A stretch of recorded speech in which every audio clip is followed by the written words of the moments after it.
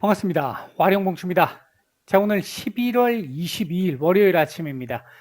미국 시장 얘기 잠깐 좀 드려보고 우리 시장 말씀 드려보도록 하겠습니다. 얘기를 들어보시고 도움이 되셨다고 생각되시는 분들은 구독, 좋아요 한 번씩 눌러주시면 감사하겠습니다. 자, 바로 보도록 하죠. 먼저 미국 시장 지난주 금요일 있었던 상황부터 한번 보도록 하죠. 미국의 주요 경제 지표 발표는 크게 없었고요. 볼만한 것들은 없었고요. 독일의 경우에 10월 생산자 물가 지수가 나왔는데 일단 인플레이션 우려가 조금 압력이 조금 작용되는 듯한 모습이 좀 있었습니다. 연준 위원들의 발언들이 조금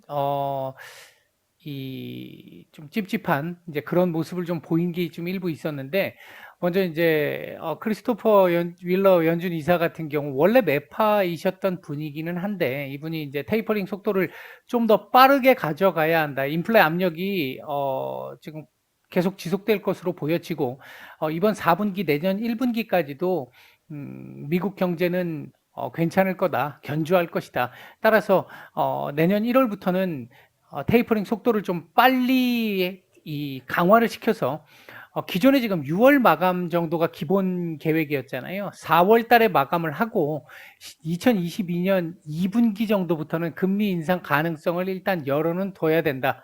물론 테이퍼링이 곧 금리 인상으로 연결되는 것은 아니지만 준비를 해놓고 있어야 된다. 카드를 하나 쥐고 있어야 된다. 뭐 이런 식의 얘기가 있었고요. 이제 조금 시장에 영향을 좀 이제 더 크게 주었던 부분이 클라리다 연준 부의장이었는데, 이분은 기존에 이제 비둘기파적인 분이셨잖아요. 했는데 4분기 경제도, 미국 경제도 굉장히 이제 강력할 것이다. 12월 FOMC에서 테이퍼링 속도에 대한 논의를 한번 해볼 필요가 있을 것 같다. 이 얘기가 나오면서 지수 밀리고 달러 강세 현상 나타나고 이런 모습들이 좀 나타났습니다. 사회 지출 법안 같은 경우 제가 지난주 계속 말씀을 드렸던 게, 일단 주말 안에 좀 해결을 좀 지난주까지는 좀 해결이 좀 됐으면 좋겠다라고 말씀을 드렸는데, 일단 해결은 됐어요. 하원에서 통과는 됐습니다. 근데 공화당 의원들 전원 반대가 나왔고 민주당에서도 한 표 이탈표가 나왔어요.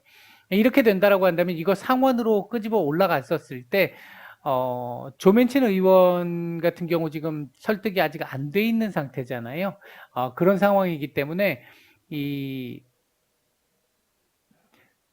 지금 바로 예산안 조정권을 쓴다고 해가지고 바로 통과를 시킬 수 있는 상황이 아닙니다. 그러다 보니까 일단 12월 말 정도로 지금 일단 예정을 이제 딜레이를 시켜놓은 상황이 됐는데, 이 부분이 부채한도 협상이 이제 먼저 또 진행이 돼야 되는 상황이다 보니까 공화당이 또 칼자루를 쥐고 있는 상황이 나올 수 있습니다.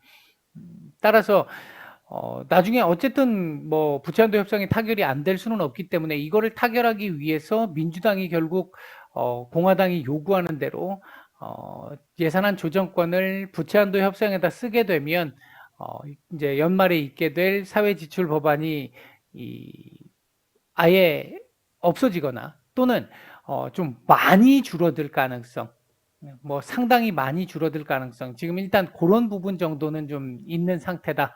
이렇게 볼 수 있을 것 같습니다. 자, 일단 미국 시장은 그런 얘기들이 나오면서 윗꼬리를 좀, 그러니까 상승을 했습니다만 윗꼬리를 좀 단 모습이고요. 나스닥 기준으로 놓고 본다라고 한다면 신고가까지 일단 나왔는데 윗꼬리가 조금 길어서 조금 애매하긴 합니다. 어제도 말씀드렸습니다만 주봉상으로는 이번 주도 올라갈 가능성이 좀 높아 보이는데 전약 구간 가능성이 좀 있는 상황이기 때문에 이 윗꼬리를 오늘 요 자리 부근에서 16,000포인트, 15,900포인트 요 라인 부근에서 소화를 좀 할 것으로 보여지고요. 요 자리에서 소화를 좀 할 것으로 보여지고, 오늘 캔들을 어떻게 만드느냐에 따라서 전약 후강의 강도라든지 이 방향성이라든지 이 부분이 조금 더 명확해질 수 있을 것 같습니다. 오늘은 일단 조금 조정 가능성은 좀 있어 보입니다. 일단 그렇게 말씀을 드리겠고요. 자, 우리 시장 보겠습니다. 아침에 강보합권 출발했던 우리 시장은 선물 지수가 아침부터 이제 땡겨주기 시작하면서 코스피가 받쳐주는 모습, 따라가는 모습이 좀 나오고 있고요.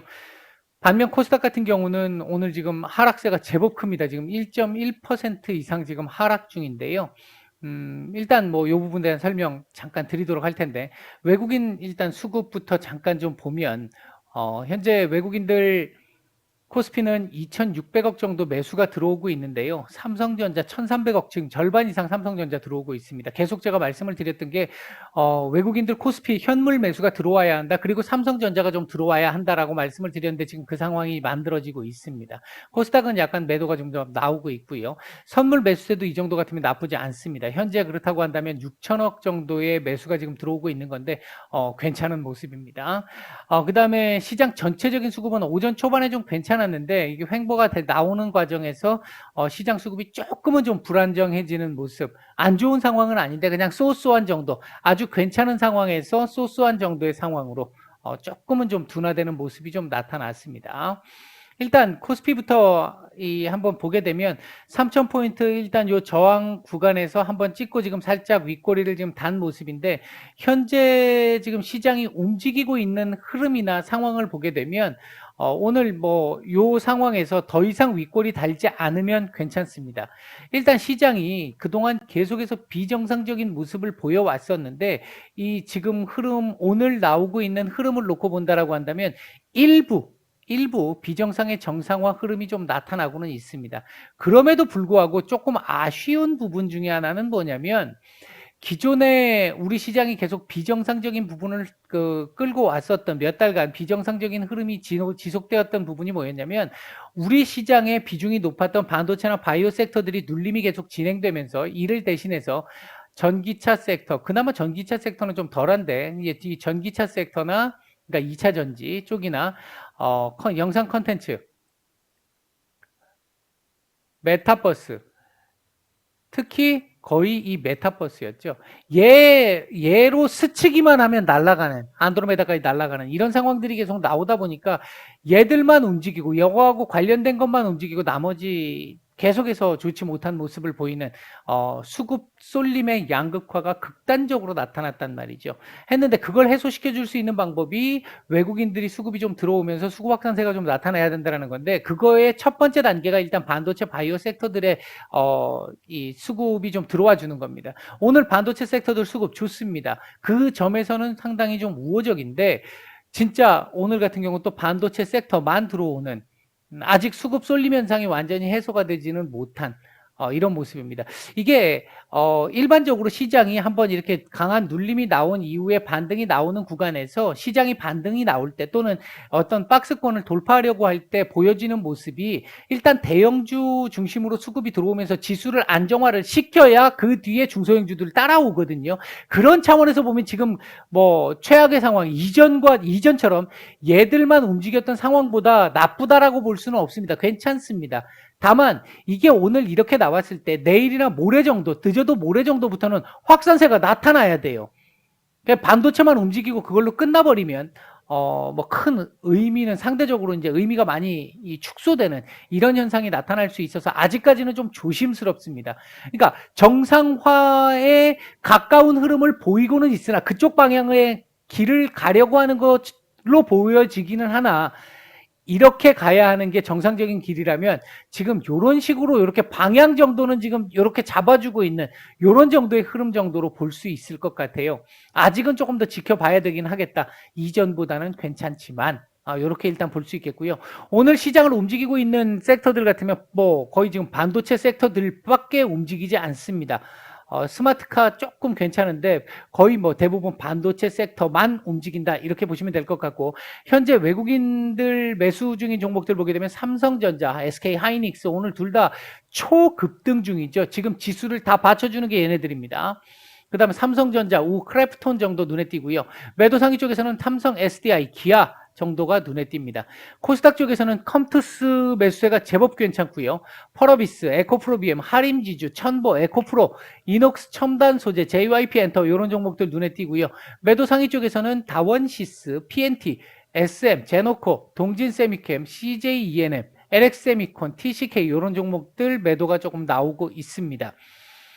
오늘 지금 현재 이 코스닥의 상대적 약세가 지금 많이 진행되고 있잖아요. 지금 1030포인트까지 위협을 받고 있는 상태인데 요게 1030포인트입니다. 1030포인트인데 여기까지 지금 위협을 받고 있는 상태인데 요 자리는 좀 지켜주지 않을까, 이렇게 좀 올려주지 않을까 보는데, 오늘 만약에 이렇게 마감하면 좋지 않습니다. 이제 캔들 자체는 이 하락 장악형 캔들이 지금 출현하는 거기 때문에 좋은 그림은 아니에요. 근데 오늘 왜 이렇게 코스닥이 상대적으로 많이 좋지 않으냐라고 본다면, 기존에 2차 전지, 메타버스 이렇게 해가지고 게임 이런 애들이 메타버스하고 연결됐던 애들이 안드로메다까지 갔잖아요. 올라갔잖아요. 애들이 올라갔던 애들이 조금 이제 그렇게 많이 올라가다 보니까 시총 상위 쪽에 많이 포진을 해 있단 말이에요. 근데 걔네들이 지금 조정을 받기 시작하니까 지수가 흔들리는 이런 모습들이 나타나고 있는 건데요. 전반적으로 당분간 지금 현재 이 우리 시장의 왜곡 현상이 지금 많이 발생돼 있는 상태이기 때문에, 그게 일정 부분 이상 진행된 상태이기 때문에 이게 하루아침에 뒤집어지기는 어렵습니다. 정상으로 돌아오기는.